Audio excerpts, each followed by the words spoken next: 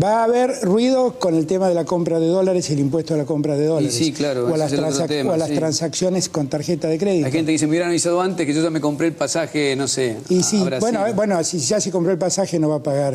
No, los gastos sí. No va a pagar. Bueno, lo que pasa es que hay que entender lo que ha pasado en Argentina. Miren, yo me enojé mucho con Cristina cuando puso el cepo. Y el cepo nos permitía sacar en aquel entonces 2.500 dólares por mes. Hoy en Ventanilla se pueden comprar 100 dólares por mes. No porque lo dispuso Alberto Fernández, lo dispuso Macri. Así quedaron las arcas del Banco Central.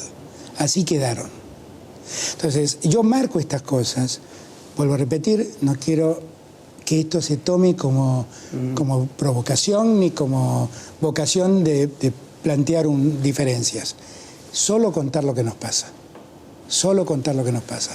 La Argentina se quedó sin dólares.